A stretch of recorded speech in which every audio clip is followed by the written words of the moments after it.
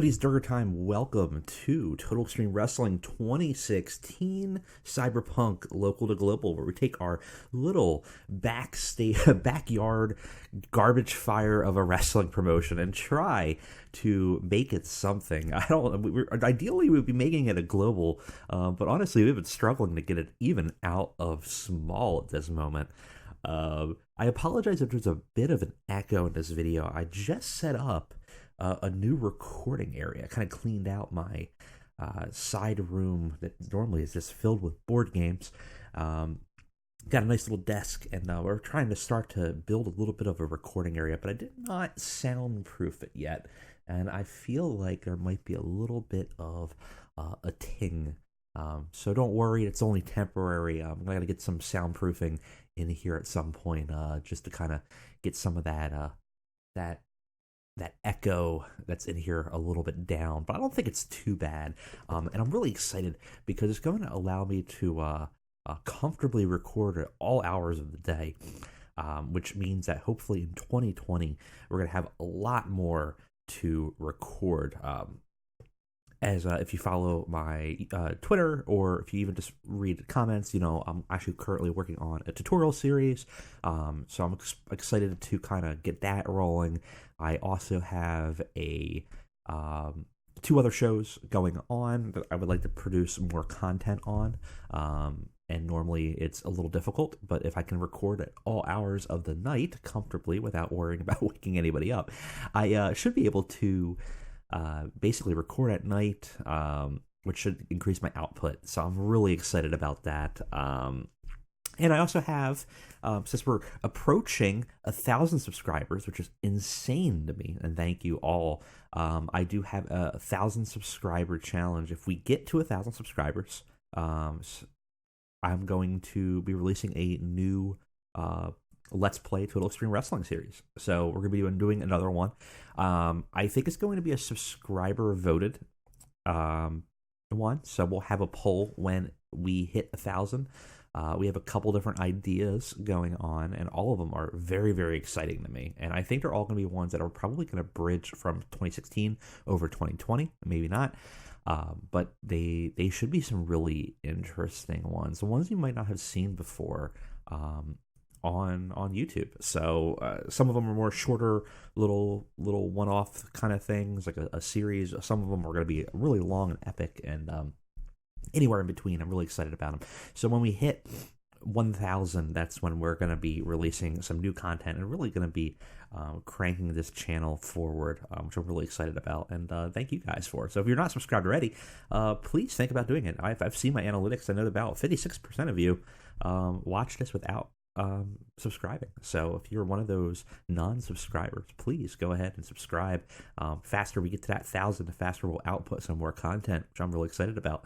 And that's the best way to find out what's going on and be notified of it.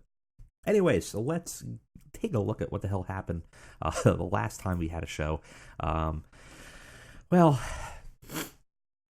we had Gaff become the champion, which is pretty cool. Gaff, of course, is actually Darby Allin with his weird gothic street gang character, I guess is the best way to describe him as Cyberpunk.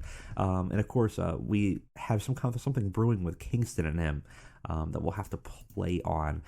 We did rise back to small, and we did our grace period, so we have 1 month to maintain it. Which is good, but it may not last for long. We are running one show a month. We got decent momentum, though. It's actually, honestly, not too bad, all things considered. And we do have our, we do have membership into the World Wrestling Network, which means that they won't impact our ratings. Should theoretically give us a bit of comfortable little cushion. The question is that will we drop back down to local, or will we actually build back up? Let's take a look real quickly, because I'm curious to see where we are here. 11 in importance in Tri-State, which is where we're located. 10 in popularity. Let's track the progress here. What? About even, to be honest. We're not really moving that far forward. In fact, we actually kind of dropped just slightly, which is very unfortunate. But we can't afford to do more than one show a month, really. I mean, we're already pretty deep in the hole. I think that's, I don't know. It's gonna be tough. It's gonna be tough to build out of that. And nobody on our roster is really, let's say, a huge draw. We're pulling in about 100 people, which isn't bad by any means. Let's see, creative meeting wise, anybody out there that that we could get that might be really good for us? What does big cast cost? Strong performance, strong camera, good popularity too. This might be like a really easy. He's really expensive though. Like, I'd be fine with 900.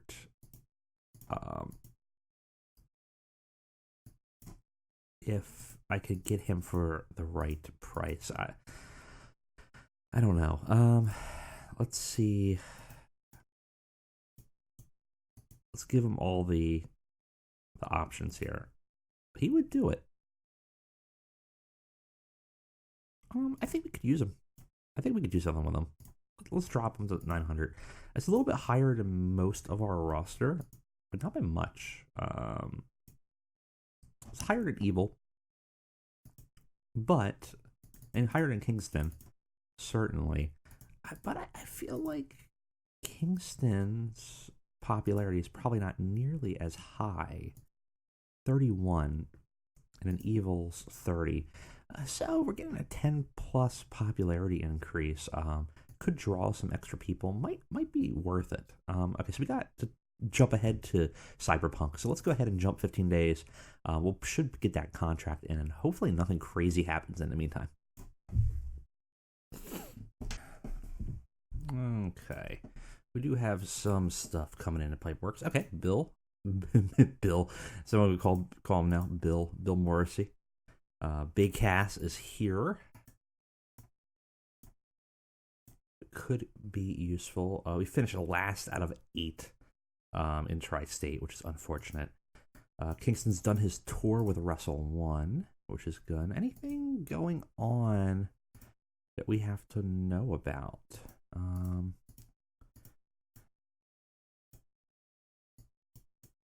Any type of story? Let's say workers leaving.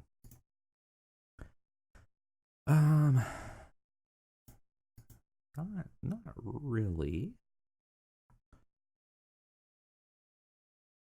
There's a lot of people moving through here. Boy.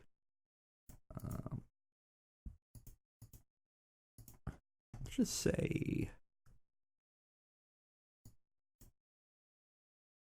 Just curious what's out there.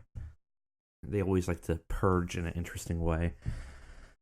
Joe Coffey, Oni Lorcan. Actually, Oni Lorcan might not be a bad. Surprisingly, 700 appearance.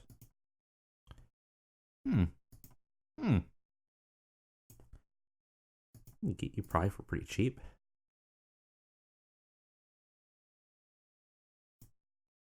$590 hiring vita. $570. Never lower than mid Carter.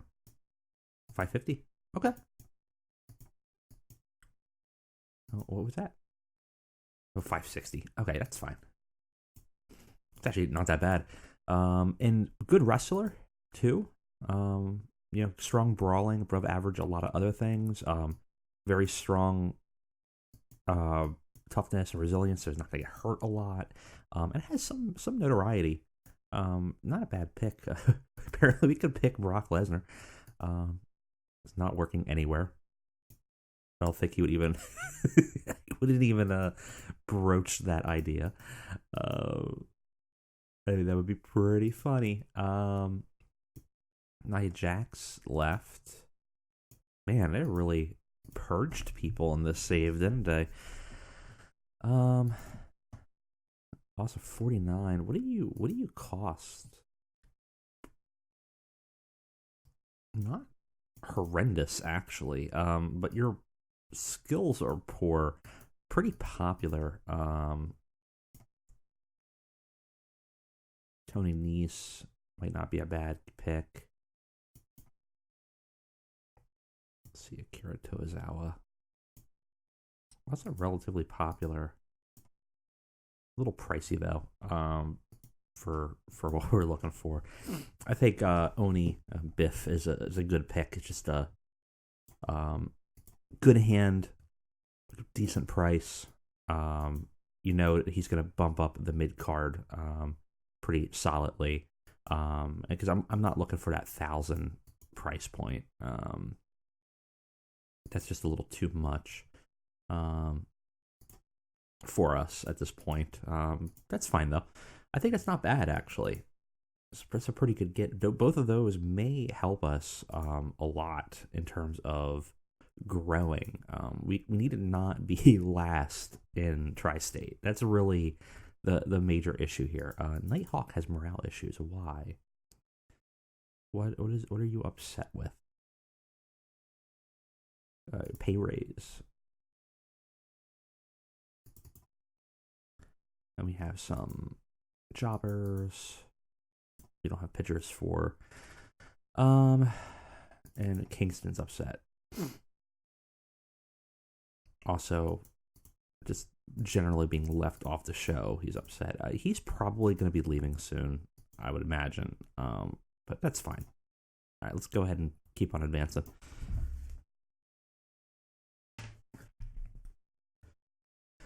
All right. What the hell? Now they're losing Asuka? Jesus, WWE is like imploding in this save. Promotion has no interest in keeping her. What the hell is going on? I wish we were a little bit bigger. We could scoop up some great talent so fast. Smash is losing Cat Power.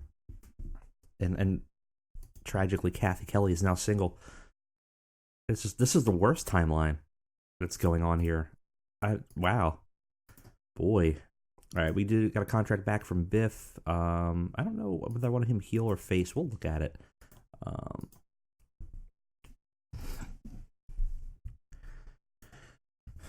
All right, we have Cyberpunk tonight.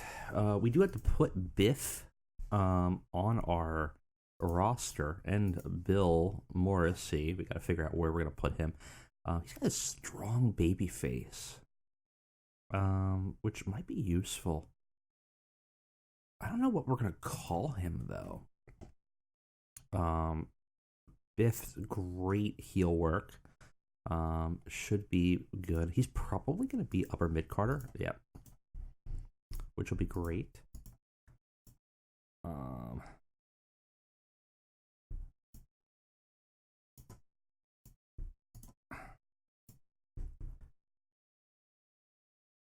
I know I kind of want to change their names, but honestly, I'm kind of fine with Biff. Biff Bishwick sounds just like a Back to the Future's villain, so I think it kind of works for Cyberpunk. Bill Morrissey does not work at all for me, though. I think we'll do something on the line of just Kaz will work for us. Face, cool, sure. Cocky, heel, seems like those both work out fine to me. All right, I think we're good to go. Let's go ahead and book our show, and hopefully it comes out okay.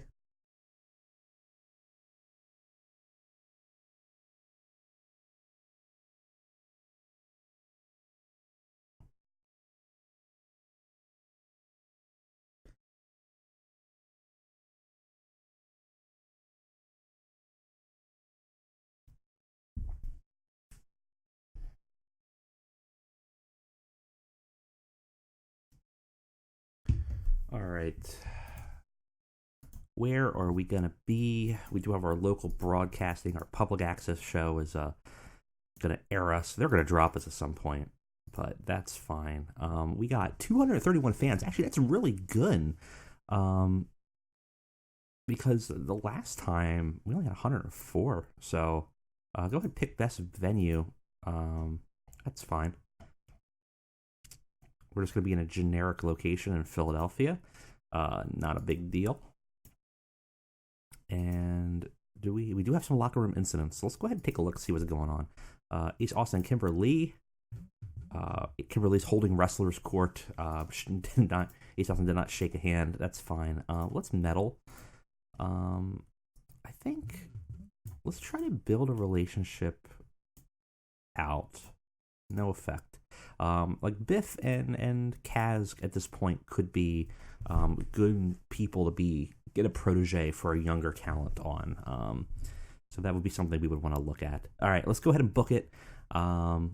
We do have some storylines to add to this, I believe. Obviously, we had the Dia Katana storyline going on with Chris Statlander and Bushido. Young Boy Jody's still continuing his storyline. The Whispers got a little interesting with Dark Brian Connor. We have Eddie Kingston and Gaff, and then we have the storyline with Neuromancer Cyber Demon. So we got to bring Biff in there somehow, and we got to bring Kaz and give something for Kimberly to do too. So we'll have to figure that out. Maybe we'll do something going forward with all three of them together, and that might make it pretty interesting. All right, let's go ahead and book it. All right, we got a full show, actually 75. We got a lot of people off the show though that might be upset. So we'll have to see how this goes. So we started off with a battle royal for obviously to get just as many people on as possible. I know it costs a lot of money, but it might get them popular. But it also is here to debut Kaz and to give him a big early pop. Match does pretty okay. It's a decent reaction from the crowd. Subpar wrestling. Kaz won in 10 minutes. Final four were Beast, Kefka, and Volgar, with Beast going head-to-head with Kaz and being the final elimination. And Kaz, of course, got most eliminations in the match. Nexus is improving in her performance and flying skills, which is good. Afterwards, we have Kaz staring down Beast after the match and smiling, seeming to pick his first opponent and maybe seeing something in him. I want him to kind of build up slowly, and I thought maybe giving them a little bit of a story, though I actually didn't make a story yet for him, but building up a little story between them as a singles run might be kind of interesting and might give Beast a little bit of a rub from those matches. We have an announcement saying Biff Bishwick is here at Cyberpunk. He gets his initial cocky heel rating of very good. And he has a pretty decent match, actually. It's not that bad for what we are. Poor, I mean, it's defined as poor, but Biff beats Bin Wang in 5 minutes. Biff has a 35. Bin has a 19. Got the crowd hotter. Not much to say about it. It's not bad. Afterwards, we have a promo where the Whisper and Dark Brian Connor come out, and the Whisper says on a microphone that more will soon hear the call, like Good and Brian here did. And they have a match tonight. It actually lost heat with this segment, though. Whisper's really bad on the microphone. It's unfortunate. The Whisper and Dark Connor fight Dia Katana, seeming to team up to maybe start to go for the tag team scene. Decent reaction from the crowd. Subpar wrestling. Whisper and Dark Connor defeat Dia Katana in 9 minutes. Brian Connor takes the win by pinning Bushido by pinfall. Not bad. I mean, everybody's about evenly matched. Connor's a little bit higher up. We had 2 different storylines advancing in different ends on this, which is good. So Dia Katana and then Dark Connor. Dia Katana's continuing their losing streak, even though they're the face tag teams. And Whisper and Connor are starting to continue to dominate as they're starting to move up the tag team roster. We have a match with Gaff for the championship against Icarus. It's decent, subpar wrestling. Gaff defeats Icarus in 11 minutes by pinfall, following some interference from Volgar. Gaff makes defense number 1 of his title. And we see how he's going to be using his gang as a champion. Basically, always going to be ringside, always there to protect him, always there to interfere when they need him to, which is going to make it difficult if Kingston wants to take the belt from him. 33 and 30 are not bad, and it got the crowd buzzing, so it was a decent blow-off match. Afterwards, Gaff's gang attacks Icarus and beats him up, just trying to further cement the idea that they are going to be moving as a unit as champions. And then finally in the main event, we have Neuromancer and Cyber Demon. Cyber Demon defeats Neuromancer in 15 minutes. They have good chemistry, which is good. We're building up that story that Neuromancer is trying to reclaim Cyber Demon back, and it gained heat with that storyline as Neuromancer loses, showing that the mentor and the mentee relationship still stands. Not bad, actually. Increased our popularity, which is good. 26 actually is not horrendous. No one did bad. Everyone did pretty damn good, which is great. I'm going to give Kaz the early praises. All our new hires are going to get the praises. Just get them a little bit of a bump. I don't know how much the pleased actually does for them, but I'm hoping that it does something that will be beneficial for us. All right, let's see what we're looking at. We are still small. Tri-State's still unhappy with our minimum requirements. I don't think we're going to be getting any favors from them anytime soon. We actually only spent $5,000 on that show, which is not bad. At this point, I'm just going to ignore the money issue. Just spend it. We have plenty of time to make it back up. And we hopefully. So what do we need here? We need 29 importance, not popularity. Importance to the region, which is attendance levels and how good. No, that's popularity. Importance is your popularity adjusted by the importance rating for each region. Okay, so we need better shows. Well, we hired some new people, so that's good.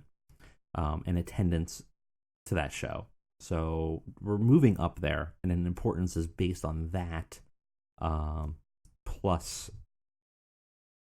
what? Adjusted by the importance rating of each region. Okay, that's a little confusing. So I'm not really sure how that works then. So the popularity is the actual number that we want to develop, because that's the one thing that we can control easily, which we've moved up, it looks like. Raw popularity. And the importance rating is our popularity rating, but adjusted by itself? I guess it's just a multiplier. So, like, our importance right now is directly tied to popularity. But if we were becoming regional, it would be tied to everybody in that region. So, like, my popularity in Southwest plus Southeast or something like that. I think that's how that works. That's a little confusing, to be honest. A little weird, but that is what it is. But I think we got. I feel like we're moving up. I feel like we're starting to develop. We'll see if we crash down back to local. But I think we're starting to move up a little bit. I mean, not positive, but like I feel like we're getting a little bit more ticket sales. A lot less than what we were doing before, but we were running like 2 shows and a pay-per-view or something crazy.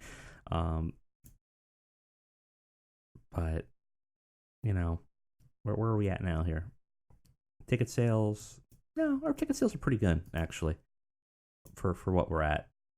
I don't think that's that bad at all. Workers, they're fine. It is what it is. and our revenue, our sponsorship's not great, but the month isn't ended yet, so seems like we're pulling in about $3,000 a month in membership, and that, so that almost accounts for the workers, almost. But we don't get any TV revenue or anything like that. I don't think we're ever going to get any additional broadcasting deals either. I just don't think that's in our future here. Yeah, the only thing we can get is the local tri-state free-to-air, very small. They're not going to give us any money. They're just going to be giving us or no money at all. The method has the greatest rate of possible audience growth, and it's fairly easy to get people to watch when they don't have to pay. Yeah, so, local access isn't going to give us any money, but we'll probably, our minimum quality is actually 33. We have not quite hit that, I think, for a bit, but it's not unobtainable. It's not unobtainable at all, and maybe as we move up in our popularity, that'll start to deal and kind of even itself out, which is the hope at this point. All right, thank you guys for joining me. We will see you next time for another episode of Cyberpunk. Thanks.